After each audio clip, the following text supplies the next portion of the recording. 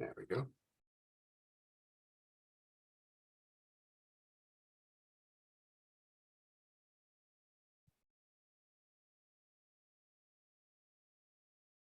Okay, here we go. Welcome back. This is Unit 3, Part 3, the final piece of the puzzle in language and cognition. I'm going to finish it up today. Just as a reminder, this is our textbook. The text that I'm getting a lot of this material from is called Human Development, and it's put out by the Human Development Teaching and Learning Group. That's at Portland State University. It's licensed under a CC Share Alike 4.0. So you can download this book if you'd like to. It has a more fully fleshed out narrative of what we're talking about in these videos. And it's free for all. Okay, so just a review of the last 2 or 3 slides from the previous lecture, talking about newborns and communication. A lot of people say, hey, newborns don't communicate, or if they do, how do they communicate? And the only way that they can do that is extra-linguistically, or outside of what we know as language. So they'll use different cries, different types of cries, coos, sounds that indicate happiness or other things to let us know how they're feeling. But mostly they just cry. Soon enough, however, they begin developing language skills, thankfully.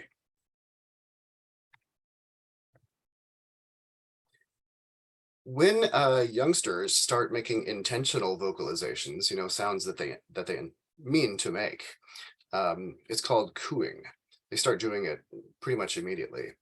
It's usually a 1-syllable combination of a consonant and a vowel, or just a vowel sound, and sometimes just a consonant cluster. I'll use this term consonant clusters again later in this lecture, so I may as well tell you right now that consonant clusters are usually, well, in English, for instance, they often come at the beginning or the end of a word, and they're represented orthographically, represented in spelling by numerous consonants written together. So, for instance, there's a word that's hard for adults to pronounce, and that is spelled T-E-X-T-S, right? So the way to pronounce it is texts, texts. But most people probably reduce that coda, we call it the coda, at the end of a syllable, to just text, something like that, or perhaps text. It's a complex consonant cluster. You can imagine that would be very hard for somebody who's just learning to make their lips and mouth work to form language. That'd be really hard for them to produce. So, but we do get different vocalizations. We'll come back to that. So these gurgling musical vocalizations can serve as a source of entertainment to a baby. Sometimes when we put them down in that crib and we're not playing patty cake like these two are, they may become bored. Their little minds are programmed to explore and expand and develop, and we put them in the dark. We have to, because they have to go to sleep, but they get bored, and so cooing and things like that can keep them entertained. In fact, they seem to be entertained by the sound of their own voices. So they may mimic others, and then they may begin to mimic themselves. A lot of laboratory research has gone into this. Yeah, in the past 50 years, there's just been a real explosion in laboratory setting research in terms of child development. All right, so the next stage that we'll come to is called babbling. But between the two, between cooing and babbling, about 4 to 6 months of age, infants start making more elaborate vocalizations that include the sounds required for any language. And when I say any language, I mean any language that they are exposed to. So what I was leading up to 2 slides ago is that what babies do when they're cooing and babbling and all these things and making their way towards a regular system that would be recognized by somebody else as language. they're learning to discriminate. Okay, usually discrimination is a bad thing. In this case, it's still limiting, but it's not necessarily bad. So what we do is we start deciding what is language and what is extra linguistic noise. What is, what are sounds of language and what are non-language sounds. If you're exposed to 2 or 3 languages at the same time when you're young, well, you have a broader palette, of what is acceptable as a language sound. If you're only exposed to one language, and in some cases none, we'll talk about that later, then you have you discriminate, you have a much denser filter for what is non-linguistic noise. And so that makes learning other languages later on harder.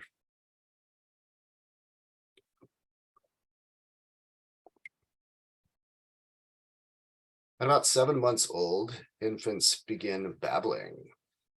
They're making intentional vocalizations that they don't have a particular meaning or anything like that. They're just kind of enjoying the sound of them producing these sounds. And it's usually we call it a CV sequence, a consonant vowel sequence, like da da da, ga ga ga, stuff like that. And they may repeat the same syllable for a long time.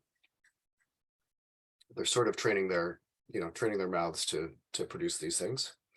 And if their parents or whoever is speaking around them speaks a language that includes, for instance, mama as mother, a lot of languages do, and a lot of languages don't, then mama might be something that gets repeated a lot. Okay, how about gesturing? Pointing to things and stuff like that. Children communicate information through gesturing a long time before they can speak. Sometimes at this stage, sign language is taught. We're going to come back to sign language, but for now, I'm just talking about a reduced version of a sign language. So for instance, with our 2 children, we taught them both this sign, which means I'm full, I've had enough food, and they both learned that. And a few other signs too, but not to the level of a regular system with grammar and all these kinds of things that true sign languages do have. They've got grammar, they've got morphology, they've got syntax, all this type of thing. Around the age of 10 months, the infant can understand more than he or she can say. This is what we call receptive language. I think we could probably all identify with this. If you study a little bit of a language and then you go to a region where people are speaking that language, after a little while, you start understanding a lot. You can't necessarily respond to those interlocutors, the people who are speaking that language, in their language, but you get this broader sense of understanding what's being said in the context. And then when you come back home, it sort of ebbs away. But receptive language comes before productive language. At this point, kids are using things like one-word expressions to convey meaning. We call this holophrastic speech. So, for instance, if your kid uses the consonant vowel sequence ju to mean juice, you know that as their parent, but maybe someone working at their school, for instance, does not, or a daycare center, something like that, they don't.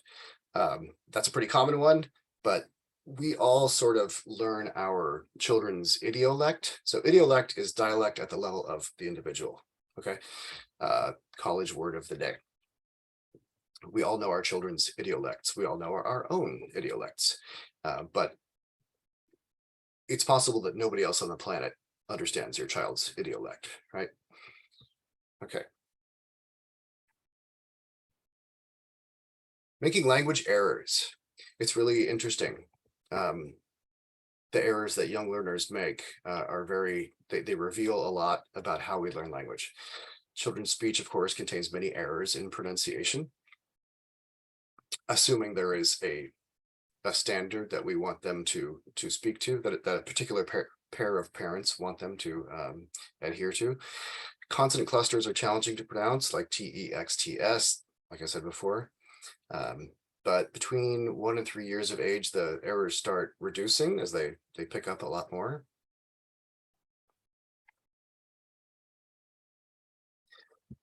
Okay, so I use the term L1 a lot, just means first language. It's a linguistics term.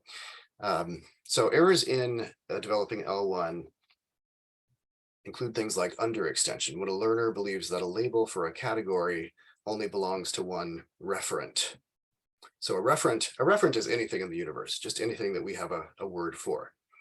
An example of this is that a baby might think, an infant might think that only the dog that the family owns is called a doggy.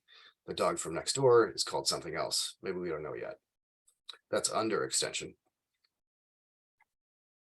In overextension, this is when we use the name for a referent to cover an entire category. I feel like this one is more widespread. I feel like we see this more often, but I don't know. In this case, you would have all animals that have 4 legs, right, referred to as doggies.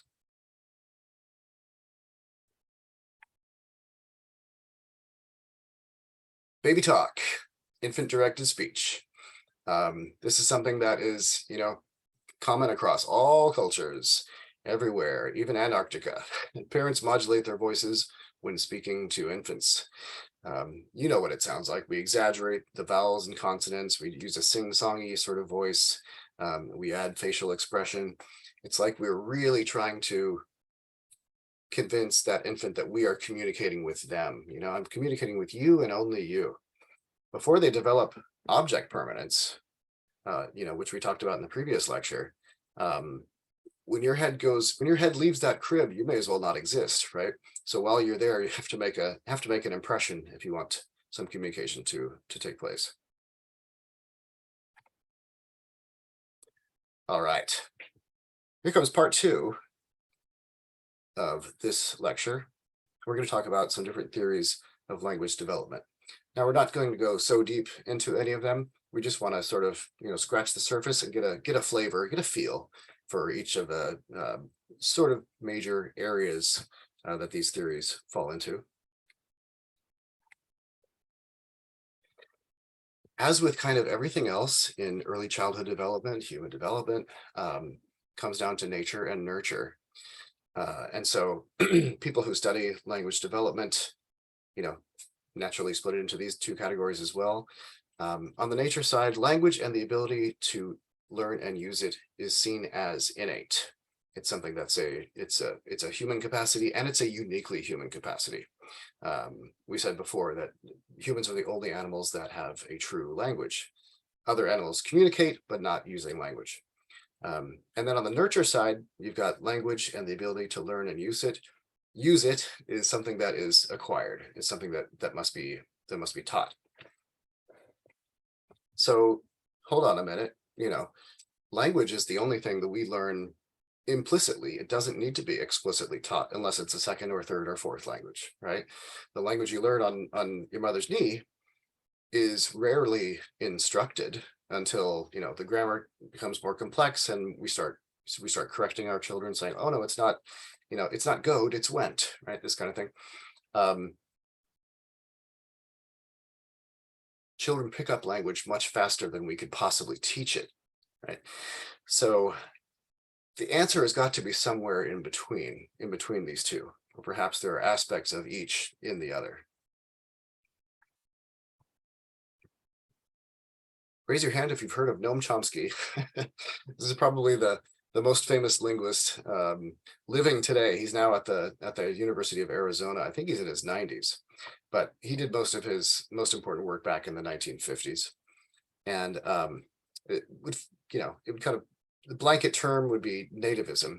So Chomsky posited this thing called a language acquisition device, or LAD, which it's not something that you can pinpoint. It's not a physical structure in the brain, but it's something to do with a person's consciousness, and it's used by humans to learn and use language. Hand in hand with this is the concept of universal grammar, which, according to Chomsky, was a human ability to discern what is grammatical and ungrammatical. In other words, we're born knowing whether a sentence, we're born knowing what is language and what is not language. So even Chomsky doesn't believe this 100% anymore. To say nothing of all the detractors who never did or don't now. But there are aspects of truth in it for sure, and laboratory research has shown that. What are some of the aspects of universal grammar? There's structure. So what we see realized at the phonetic level, the level that I'm communicating with you all right now in, is called surface structure, just what's realized, right? Just what we can see or hear. But this is all supported by a deep structure. So we've got S structure and D structure if you're reading the linguistics literature. Okay. And children learn both the deep structure and the S structure without being explicitly instructed in it, right? They just learn it by being exposed to language. That's what led Chomsky to believe that, okay, well, we've got something innate that allows us to know when something is grammatical or not. Looking at a couple of language production areas, like I said before, there's no one area in the brain that's responsible for language production. And what we know about the brain's role in producing language only comes from observing people who have been injured. So for instance, Broca's area, if a person has an injury there, they develop an aphasia, we call it Broca's aphasia. If they're injured in Wernicke's area, there's a different sort of aphasia that comes from that, right? So each of these is indicators of the whole. There's no particular one that if you take it out, then language is done.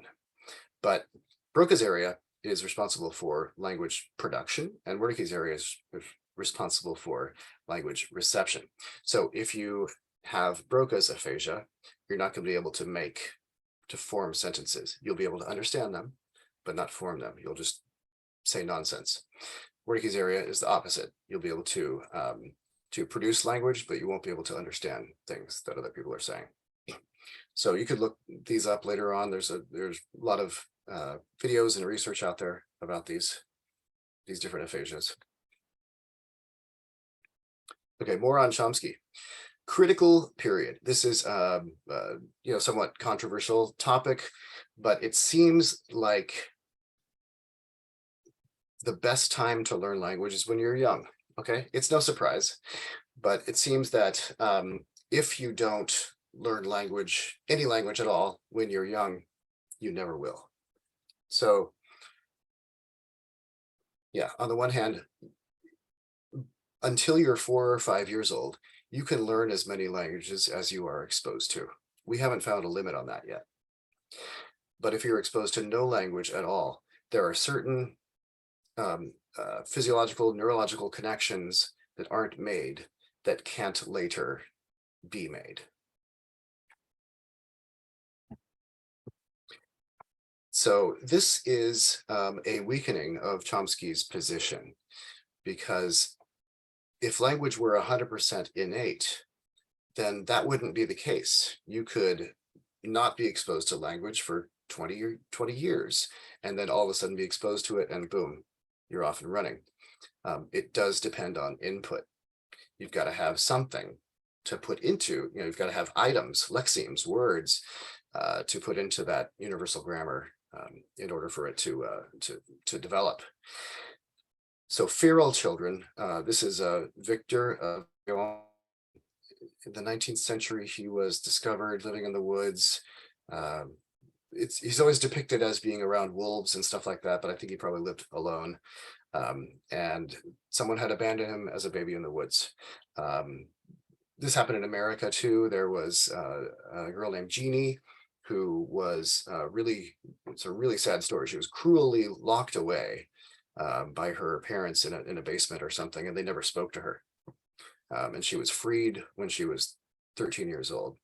So both Victor and Jeannie were able to pick up some basics of language, but they never were able to form grammatically well-formed sentences.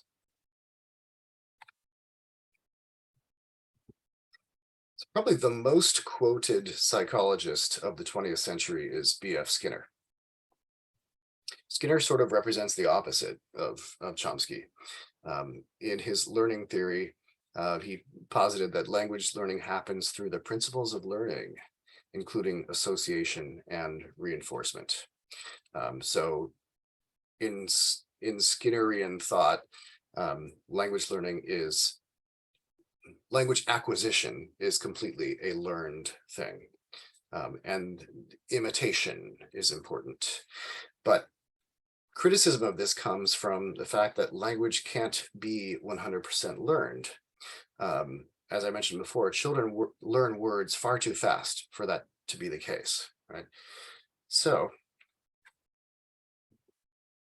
another test that sort of invalidates learning theory is overgeneration.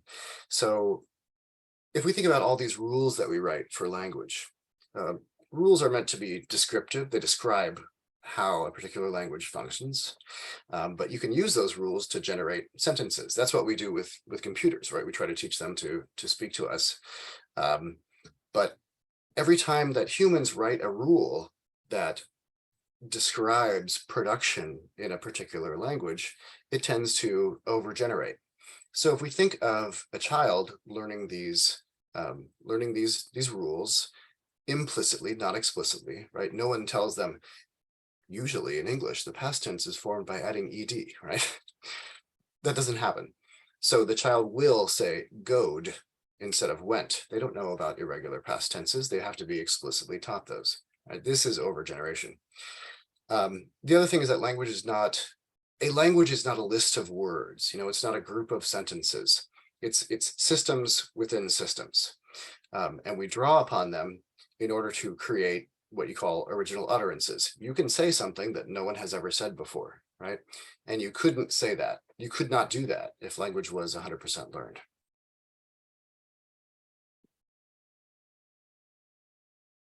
Got a very interesting case in Nicaragua, I think in the 80s, 70s or 80s. There were some deaf children at a school. It was in a rural area, and none of the teachers knew how to sign. Nobody in their area knew sign language. So there was no way to serve them. There was no way to support them. But children will make up a new sign language if they need to. If they're striving to communicate. We're going to talk in a minute about how language is an inherently social activity. But yes, without ever hearing a language, they were able to create this language with rules and grammar and all these kinds of things.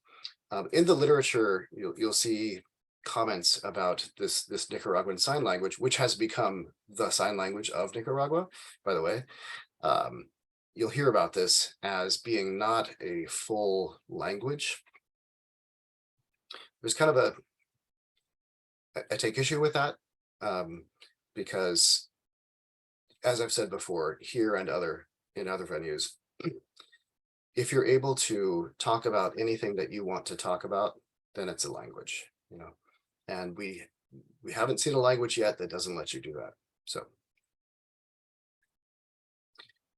And we come to social cognitive theory. Albert Bandura in the 20th century. Bandura was concerned with the social aspects of language learning through experimentation.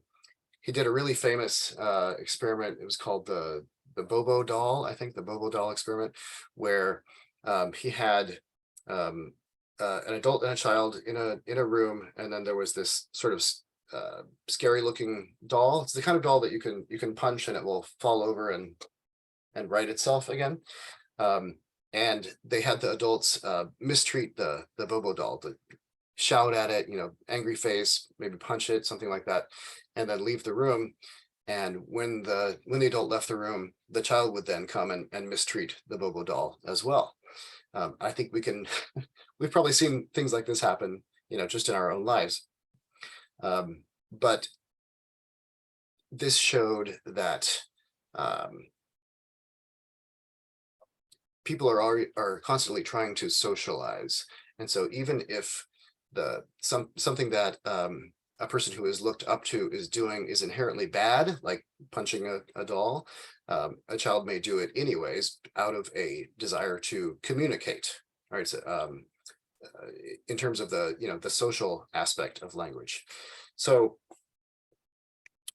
the other thing is that when children are talking to someone and they feel that that person doesn't understand them, they will recast or make linguistic repairs. So if they say a word, the other person doesn't know what the word is, they'll try to recast it, repeat it in a different way, different pronunciation, intonation, what have you, and then they'll look for a synonym, this kind of thing. So Bandura saw this as evidence that language users are trying to cooperate, that cooperation is their goal. So if we take all of these three theories, or three approaches to language learning, I think we can see that there's validity in all of them. Language is clearly social.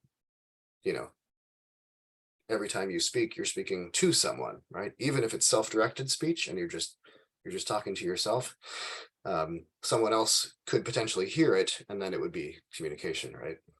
Social communication. Our brains obviously have mechanisms in them that allow us to learn language that other mammals don't have.